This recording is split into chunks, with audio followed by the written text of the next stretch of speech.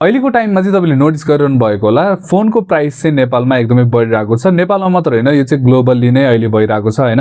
RAM र स्टोरेजको कारणले गर्दाखेरि चाहिँ फोनको प्राइस, लेटेस्ट जुन नयाँ फोनहरू हामी देखिरहेका छौँ त्यसको प्राइस त एकदमै बढिरहेको छ होइन। पुरानो फोनहरूको पनि स्टिल प्राइस चाहिँ बढिरहेको छ। सो यो टाइममा चाहिँ तपाईँलाई यदि राम्रो खालको गेमिङ फोन चाहिएको छ, राम्रो प्रोसेसर भएको, ब्याट्री लाइफ राम्रो भएको, अनि त्यसै गरी पर्फर्मेन्स एकदमै राम्रो भएको, 50,000 भन्दा माथि अनि 1 लाख भन्दा तलको प्राइसमा चाहिँ तपाईँलाई सबसे राम्रो गेमिङ फोन अहिले दिइरहेको भनेको चाहिँ पोकोले छ। आजको भिडियोमा पनि हामी चाहिँ यस्तै गेमिङ फोनको बारेमा चाहिँ कुरा गर्न जाँदैछौँ। पोको X8 प्रोको बारेमा चाहिँ म तपाईँहरूसँग कुरा गर्न जाँदैछु। अब यो भिडियो बनाउँदाखेरि चाहिँ यो फोनको प्राइस चाहिँ 63,999 भनेको 8GB to 56GB भेरिएन्टलाई चाहिँ यदि पर्न जान्छ। सो 64,000 को लागि चाहिँ पोको X8 प्रो लिनको लागि ठिक छ कि छैन, यो भिडियोमा चाहिँ म तपाईँलाई त्यसकै विषयमा कुरा गर्न जाँदैछु। अब यो फोनमा चाहिँ तपाईँले मिडियाटेक डाइमेन्सिटी 8500 अल्ट्राको चिपसेट पाउन सक्नुहुन्छ अनि यो चिपसेटको पर्फर्मेन्स चाहिँ एकदमै राम्रो छ। यो प्राइसको लागि चाहिँ इनफ्याक्ट तपाईँले one of the best performance पाउन सक्नुहुन्छ। पोको X7 प्रो युज गरिरहनु भएको छ अथवा पोको X7 प्रो लिने सोचिराख्नु भएको छ भनेदेखि चाहिँ हल्का एड गरेर चाहिँ पोको X8 प्रो लिँदा हुन्छ कि हुँदैन भनेर मलाई सोध्नुहुन्छ भनेदेखि पनि स्टिल तपाईँले डाइमेन्सिटी 8500 अल्ट्राको चिपसेट चाहिँ एकदम राम्रो पाउनु भएको कारणले 120 FPS मा तपाईँले मजाले पब्जी खेल्न सक्नुहुन्छ। सो पर्फर्मेन्स चाहिँ यो फोनको एकदमै स्टेबल पनि छ, त्यसै गरी राम्रो पनि छ। हिटिङ इस्युहरू पनि मैले खासै त्यस्तो फेस गरिरहेको थिएन यो फोनमा। अब राम्रो कुरा के छ भने पोको X8 प्रोमा चाहिँ तपाईँले पोको X8 प्रो म्याक्सको जस्तै LPDDR5X र UFS 4.1 पाउन सक्नुहुन्छ। सो त्यसको कम्बिनेसनले गर्दाखेरि पनि पोको X8 प्रोको पर्फर्मेन्स एकदमै राम्रो छ। अब तपाईँलाई धेरै टाइमसम्म गेम खेल्नु छ भन्दाखेरि चाहिँ यो फोनको ब्याट्री पनि ठुलो छ, 6500 mAh को ब्याट्री आउँछ। पोको X8 प्रो म्याक्समा त 8500 mAh को ब्याट्री थियो, त्यो लेभलको चाहिँ छैन, तर 6500 mAh को ब्याट्री भनेको पनि राम्रो हो जस्तो लाग्छ मलाई। यो फोनको चाहिँ जुन फर्म फ्याक्टर छ त्यो पनि मलाई एकदमै राम्रो लागेको थियो, फोनको डिजाइन लुक्सहरू होइन, किनभने 201 ग्रामको मात्र यो फोनको वेट छ। सो लाइट वेट छ, हातमा लिँदाखेरि कम्प्याक्ट साइज छ, एकदमै राम्रो मलाई चाहिँ लागेको थियो 6500 mAh को ब्याट्री भइकन पनि। अर्को भनेको चाहिँ 100 वाटको चार्जिङ आउँछ यो फोनमा, तपाईँले बक्समा चार्जर पनि पाउन सक्नुहुन्छ र 22.5 वाटको चाहिँ यो फोनले रिभर्स चार्जिङ पनि सपोर्ट गर्छ। त्यसले गर्दाखेरि चाहिँ तपाईँले एज अ पावर ब्याङ्क पनि यो फोनलाई युज गर्न सक्नुहुन्छ। C2C केबल युज गरेर चाहिँ अरू तपाईँहरूको डिभाइसहरू चार्ज गर्न सक्नुहुन्छ यो फोनबाट। अब क्यामेराको बारेमा कुरा गर्नुपर्दाखेरि 50 मेगापिक्सलको यो फोनमा मेन क्यामेरा आउँछ र 8 मेगापिक्सलको अल्ट्रा वाइड आउँछ। अगाडिबाट तपाईँले 20 मेगापिक्सलको सेल्फी क्यामेरा पाउन सक्नुहुन्छ। अब फोटोको बारेमा कुरा गर्नुपर्दाखेरि चाहिँ यहाँ पोर्ट्रेट मोडमा तपाईँले फोटो हेर्न सक्नुहुन्छ। हल्का डार्क जस्तो चाहिँ फोटो देखिन्छ, तर ह्युमन पोर्ट्रेट फोटो लिँदाखेरि चाहिँ अब त्यो स्किनलाई चाहिँ ब्राइट गर्न खोजेको, फेसलाई ओभर ब्राइट गरेर चाहिँ गोरो देखाउन खोजेको त्यस्तो खालको चाहिँ यो फोनमा मलाई लागेन। सो राम्रो लाग्यो मलाई, ओभरअल नेचुरल फोटो चाहिँ आइरहेको छ र डाइनामिक रेन्जहरू पनि राम्रैसँग मेन्टेन गर्न खोजिरहेको छ र तपाईँले यो एज डिटेक्सन हेर्नुभयो भने पनि राम्रो लाग्यो मलाई। सो मेन क्यामेरा चाहिँ यो फोनको राम्रै छ होइन। अल्ट्रा वाइड एङ्गल लेन्स 8 मेगापिक्सलको मात्र भएको कारणले चाहिँ तपाईँले डिटेल्सहरू हल्का साइडको जुन एजेसहरू हुन्छ त्यहाँ चाहिँ हल्का मिसिङ पाउन सक्नुहुन्छ र अल्ट्रा वाइड एङ्गल लेन्स चाहिँ त्यस्तो इम्प्रेसिभ छैन। अर्को के पनि इम्प्रेसिभ छैन भने यसमा तपाईँले 4K सम्म भिडियो लिन सक्नुहुन्छ, तर भिडियोमा चाहिँ अलिकति एक्सपोजर चाहिँ त्यति राम्रोसँग मेन्टेन गर्न सकेको छैन जस्तो लाग्यो मलाई। सो त्यो चाहिँ नर्मली एन्ड्रोइड फोनहरूमा हामीले त्यो देख्छौँ, यसमा पनि त्यस्तै छ। सो बाँकी अरू स्टेबलाइजेसनदेखि लिएर भिडियोको क्वालिटीहरूमा चाहिँ नो इस्यु, एकदम राम्रो छ।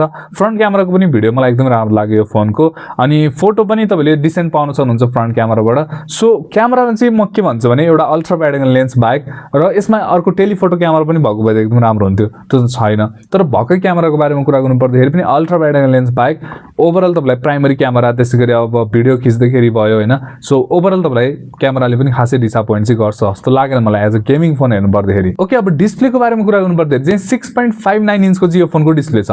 त्यसले गर्दाखेरि चाहिँ यो फोन तपाईँलाई अलिकति कम्प्याक्ट लाग्न सक्छ है, अनि कतिजनालाई चाहिँ कम्प्याक्ट फोन मन पनि पर्छ। गेमिङ फोन चाहिँ नर्मली ठुलो हुन्छ साइजमा होइन, त्यो चाहिँ अब गेमर्स हुनुहुन्छ भनेदेखि त ठुलो साइज मन पराउनुहुन्छ होला। तर मेरो विचारमा चाहिँ जसलाई गेमिङ पनि गर्नु छ अनि त्यसै गरी फोन त्यस्तो गेमिङ जस्तो पनि नदेखियोस्, प्रोफेसनल देखियोस्, राम्रै देखियोस् जस्तो लाग्छ भनेदेखि चाहिँ यस्तो खालको डिजाइन चाहिँ तपाईँलाई मन पर्न सक्छ।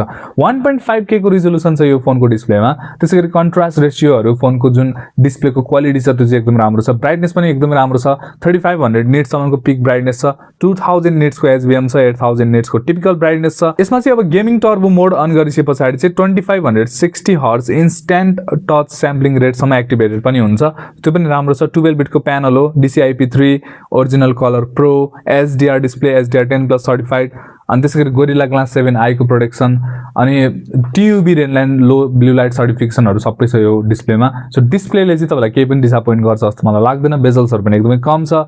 ओभरअल डिस्प्ले तपाईँले अलमोस्ट फ्लेक्सिबल लेभलको पाउन सक्नुहुन्छ।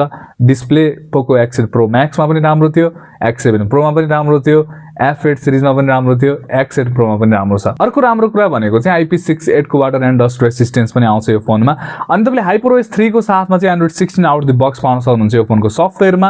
अराउन्ड 4 वर्षको तपाईले मेजर एन्ड्रोइड अपडेट, त्यसैगरी 6 वर्षको सेक्युरिटी प्याच अपडेट यो फोनमा एक्सपेक्ट गर्न सक्नुहुन्छ। HyperOS 3 चाहिँ नर्मली एकदमै स्मुथ हुन्छ यो लेभलको हार्डवेयरमा हैन, Dimensity 8500 अल्ट्राको चिपसेट अनि त्यसैगरी LPDDR5X को RAM, UFS 4.1 भइसके पछाडी चाहिँ तपाईले overall day to day use गर्दै त केही पनि सोच्नै पर्दैन, स्मुथ छ, राम्रो छ। एउटै कुरा तपाईले कन्सर्न गर्नुपर्ने भनेको चाहिँ यो फोनमा एक्स्ट्रा ब्लटवेयरहरु आउँछ, गेम्सहरु एक्स्ट्रा प्रि इन्स्टल भएर आउँछ, त्यो चाहिँ तपाईले हटाउनु पर्ने हुन्छ। अरु त केही पनि इस्यु छ जस्तो मलाई लाग्दैन, राम्रो छ। AI फिचर्सहरु पनि हुन्छ, डायनामिक वालपेपर, धेरै कुराहरुमा चाहिँ HyperOS ले इम्प्लिमेन्ट पनि गरेको छ AI फिचर्सहरु, सो त्यो तपाईले युज गर्न सक्नुभयो यसमा। बाकी यो फोनले चाहिँ Wi-Fi 6 त्यसैगरी ब्लुटुथ पनि 6 सम्म सपोर्ट गर्छ, त्यो पनि राम्रो कुरा छ। अनि अर्को तपाईले डुअल स्टेरियो स्पिकर पाउन सक्नुहुन्छ, त्यसको पनि राम्रो लाग्यो मलाई पर्फर्मेन्स, डुअल स्टेरियो स्पिकरको हिसाबले राम्रै छ। सो अब तपाईहरुको मनमा एउटा क्वेशन उठिरहेको होला, पोको X8 प्रो लिने कि हल्का थपेर चाहिँ पोको X8 प्रो म्याक्स सँग जाने भन्ने आइरहेको होला। सो मेरो विचारमा चाहिँ पोको X8 प्रो म्याक्स सँग जानुपर्छ जस्तो मलाई लाग्दैन। पोको X8 प्रो ले पनि उस्तै पर्फर्मेन्स चाहिँ दिइरहेको छ। पोको X8 प्रो म्याक्स मा तपाईले हल्का मात्र डिफरेन्स पाइरहनु भएको छ पर्फर्मेन्समा हैन। ब्याट्री त्यसको म्यासिभ छ, त्यो चाहिँ म बुझ्छु, तर भ्यालु फर मनीको हिसाबले चाहिँ तपाईले पैसा तिरिरहनु भएको छ त्यो हिसाबले पर्फर्मेन्स हेर्ने हो भन्दै चाहिँ पोको X8 प्रो ले पनि राम्रो डेलिभर गरिरहेको छ जस्तो लाग्छ मलाई। सो 64000 को हिसाबले चाहिँ one of the best gaming phone चाहिँ म यो फोनलाई भन्छु।